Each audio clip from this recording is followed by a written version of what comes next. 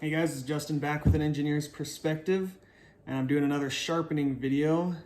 Not because this Tojiro 170 millimeter DP Santoku in VG-10 laminated with SUS 410, so it's 3-ply, but not because this needs it, but because I got some new sharpening stones in.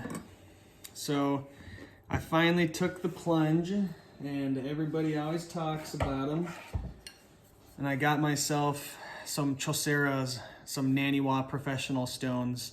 So the brick red is the 800, and the kind of pink wine is the 3K. And these aren't actually the standard Naniwa stones. These ones come from the Burrfection store, the Ricky guy. Love him or hate him, he has these stones here at a very, very good price.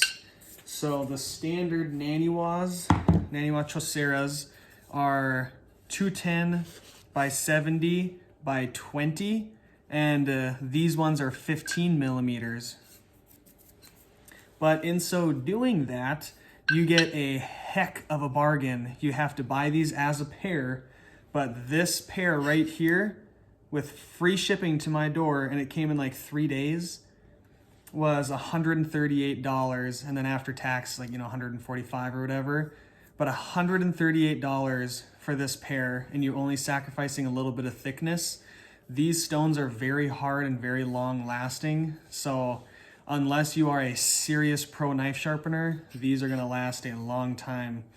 That is a great trade. How good of a trade, you may ask? Well, I've got it for you on my little note page here. So to buy the regular 3K is $132. Prices are from Chef Knives to go at the end of May 2021. $132 for this normal one, and it was $138 for the pair. Yeah, silence, let that sink in there. That is a freaking bargain to lose that 5 millimeters of thickness. The 800 is normally $80 by itself. So if I bought the standard set of these, it would have been, what is that, $212. Instead, it was $138. So very good bargain for very nice stones. They come in this case. They both fit in there. It's got rubber feet, and they can sit on the top here. So very nice, very good bargain. And then I've only sharpened a Kikuichi AOS 10 petty, 150 millimeter petty on these, and I didn't love it, but I'm not ready to give a review quite yet, but I did want to do a quick comparison. So getting these at a budget, in this deal for a collective $138, and I wanted to compare them to a similar setup. So this is a King Neo 800 grit, and this is a Shapton Kuramaku, or the Shapton Pro 5K. And I've heard that this Shapton finishes very similar to the Chosera 3K, and the Shaptons seem to have a finish that's lower than what they put on the box. So like, for example, their 1K Shapton Pro is more like a 600 to 800, probably just 700 grit stone, not actually 1,000. And the 5K is more like a 3K. But anyways, this King Neo is a little bit expensive for what it is. Well, I think this is amazing. This is my favorite stone by a long shot. But I could get this for $60 and this for $70. So not getting a deal, $130 for this setup, which is basically the same as this, 800 to 5K, which acts like a 3K, 800 to 3K for $138. So basically the same price. At some point, once I learn these choseras a little bit more, because they're different than what I'm used to in terms of how they act, and they're both splash and goes, all splash and goes here, is, which way do I recommend you go? So that's going to be interesting. Yep, same thickness, actually. So it's probably how they give a good deal on these Shapton Pros. So that's going to be an interesting comparison down the road. But for now that we're 5 minutes in and I haven't done a darn thing, let's sharpen a little bit and kind of give you my almost first impressions. You know, not quite, because I did sharpen one knife on them. And yeah, that AOS 10 from Kikuichi's about, oh, there's my water, 59-ish Rockwell is the target. So these guys will absorb a tiny little bit of water right away, it seems like.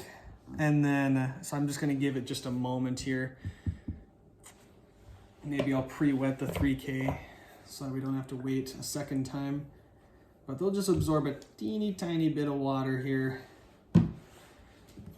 but not a lot. I bet you could just wet and go. They're still a little bit wet from earlier, so these should chow through the VG-10 pretty easily. I'm not sure where I've been sharpening this VG-10 at. Looks to be a little under 12 or a little under 15 or so.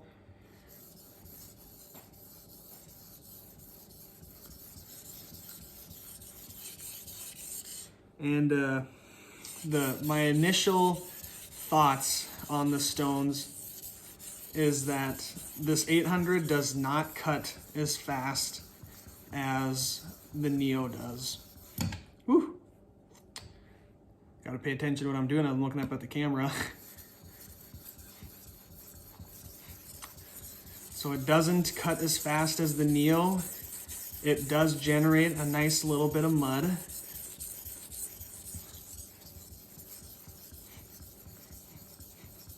And this knife was actually wearing a King Neo followed by that 5K edge. That's what was on here. Let's see how I'm doing. I've raised a burr. Nice and crispy, so that looks pretty good.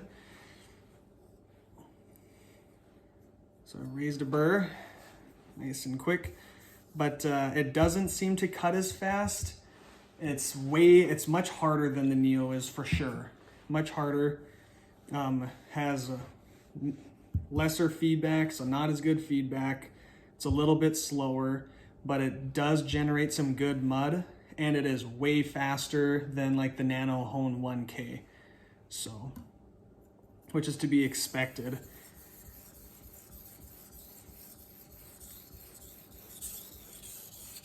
You know, I mean, the feedback isn't awful, it's just not great. It's a little bit subtle. And I've heard that these really just die when you get some more super steels on it. But it feels pretty good. I feel like I can feel what I'm doing here. Let's take a look.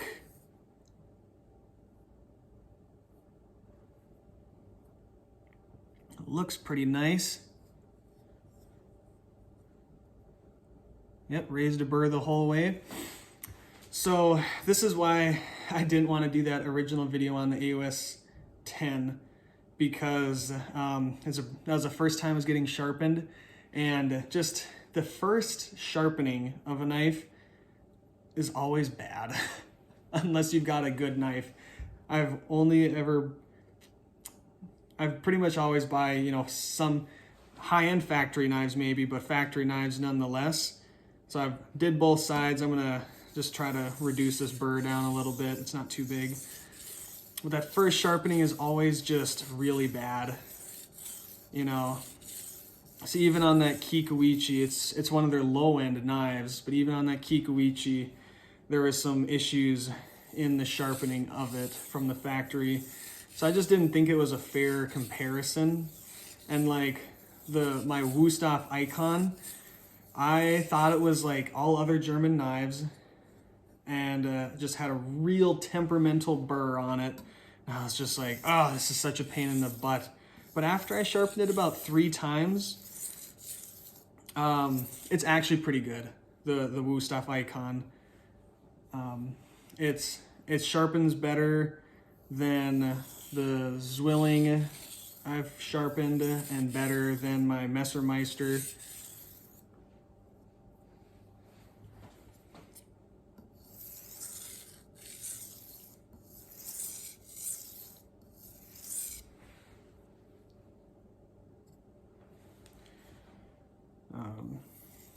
So it wasn't a fair shot on the stones anyways, is what I was getting at, to have done that initial impressions on that knife. So that's why I wanted to bust out this. VG-10 is a steel I'm quite familiar with. So I wanted something I was familiar with, something I'm not familiar with, to get a real fair comparison. Definitely like where we're going here.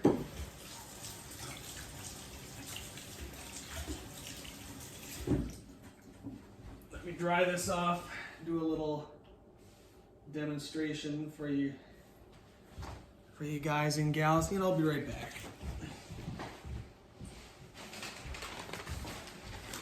Here's some paper that I just ripped, I guess.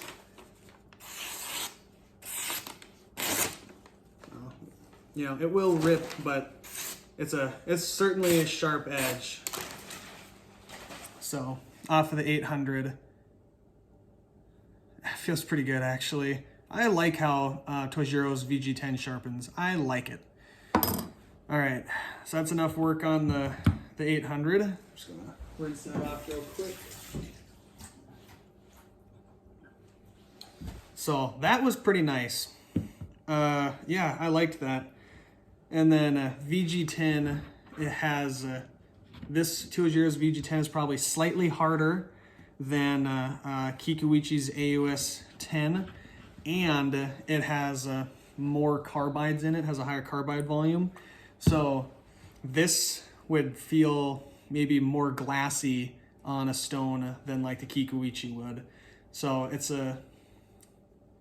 I guess, yeah, this steel would make a stone have less feedback usually, but I think that Kikuichi's initial sharpening is just poor, because that 800 felt pretty good, not nearly as good as the Neo in terms of feedback, but the speed was nice, and this is what I like about it, is it's much faster cutting than the Nanohone, but it's much easier to deburr on than the Neo. It's a good middle between those two stones so far, is what it appears, and it's not slow cutting for sure. So this is the 3K. I don't really remember which side I left the burr on, but whatever. So this is the 3K. Let's see what it does, how it feels. So yeah, and the 3K feels pretty glassy. But there is feedback. You can feel it grip. You know, for me, there's a little bit of audible feedback I pick up on with stones, but it's mostly the grip that I'm picking up on, is the way it's grabbing into the steel. You can tell if you are on the whole bevel or the shoulder or on the very edge. On these stones, they're so hard, if you accidentally go up to your edge, it won't dig in. But it just like skates off, because the surface area on the very edge is so small that it doesn't grab onto it, and it just skates right off. So it's pretty obvious when you've gone too far. So when you get to the edge, it kind of skates. When you're right on, it grabs. And when you get to the shoulder, how to explain it? It's like a more aggressive grab. You know, it'd be like the difference between, you know, scratching the stone. I can't think of a good example, but it feels different anyways. It's like you're trying to scratch into the stone. I don't know, kind of hard to explain. So I flipped the burr both ways. little bit of polish is coming up. Gonna do some edge or scratch aligning here. Really refine that burr down.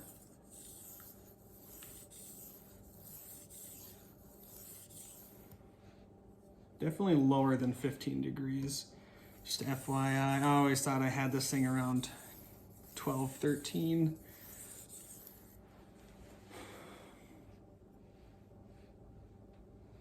That burr feels pretty small.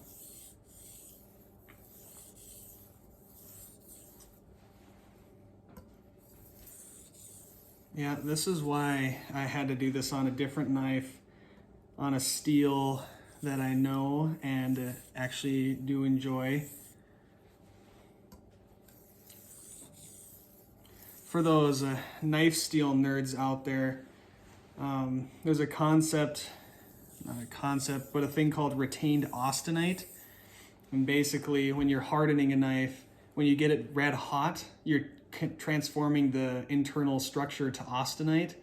And then when you're hardening it, it goes back to, transforms into martensite when it combines with the carbon. And depending on the chemistry and the temperatures you do it at, some of that austenite won't convert. It actually gets stuck. And basically, as you're you have to go hotter to make the knife harder. So as you go hotter and hotter, your knife gets harder and harder. But then what happens is, because you're so far away from what's called the martensite start temperature, which is determined by the chemistry, is when you make that jump down to cool, is it can't transform all that austenite. And as you get hotter and hotter, which results in harder and harder, you reach a point where there's so much retained austenite that your hardness starts going back down, because now austenite is very soft. And in knives that have high retained austenite, and that could just be from bad heat treating, what I just said might not be why it has high retained austenite, can make them not very nice to sharpen or deburr. Tojiro and Victorinox are examples of two knives that are soft, that their steel is on the softer side of what their classes normally run, but they seem to have very low retained austenite, which means they sharpen very well considering their hardness. So when I talk about Victorinox, I say it's soft but well heat treated. You know, they don't get to that hardness by accident. You know, like Victorinox cryos their blades, or at least they do their pocket knives. I just assume they do with their kitchen cutlery as well, but I don't actually know that to be true. But I'm judging by how they sharpen, I think it is true. So this has been very enjoyable, I must say. We haven't gotten to the results yet.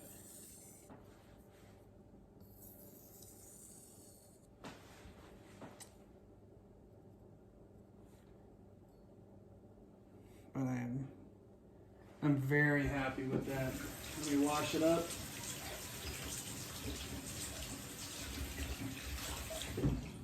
Get a towel here, and then we'll strop that baby.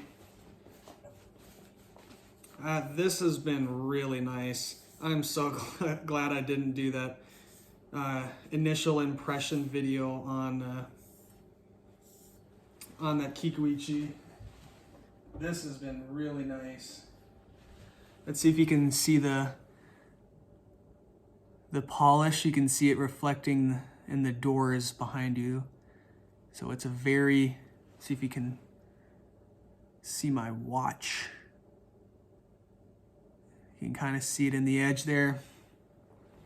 I'd say the polish is reminiscent of the Sharpening Pro 5K, but not quite as polished, using a same grit jump, because I'll go from the Neo 800 to the 5K.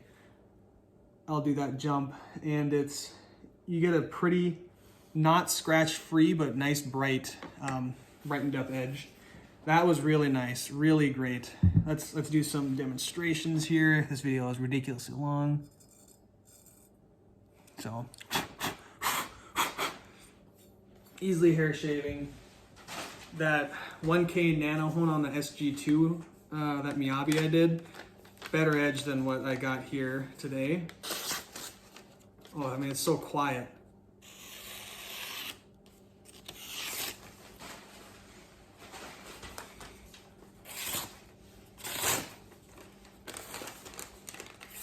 That is a sharp edge. It feels pretty refined, very aggressive because there's still a little bit of burr that I intentionally left on there so far. So let me get the strop. 1 micron diamond gunny juice on just cow leather. Let me just kind of make sure this thing is clean. And with stropping, ideally I would match the angle exactly, but if I had to choose, I would choose to go light pressure and high angle. I would rather have an overly polished edge and a rounded apex, but one that's a well-defined rounded apex versus a burr on the edge. Because when you've got burr on the edge, you will lose that sharpness in a heartbeat.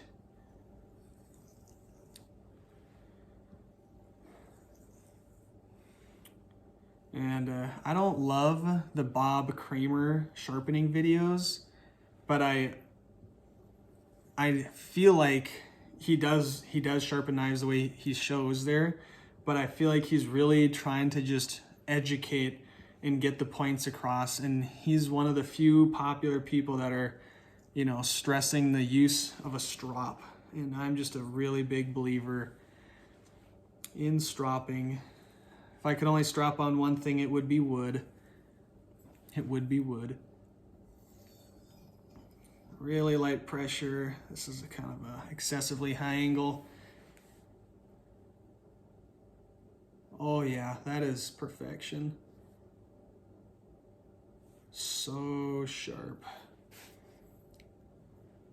That's really great, guys. I really like that. That is real nice. Yep. Very, very shiny. Very shiny. I'm trying to pick up the Apple logo in my phone here.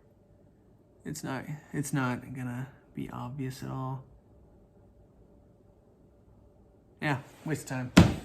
Really great. So this is kind of my first impressions of these stones. It's gonna take me a while sharpening on them to fully form my opinion, but I really like what just went down here. So yeah, that's it. Thanks for watching. Hope you enjoyed. Bye.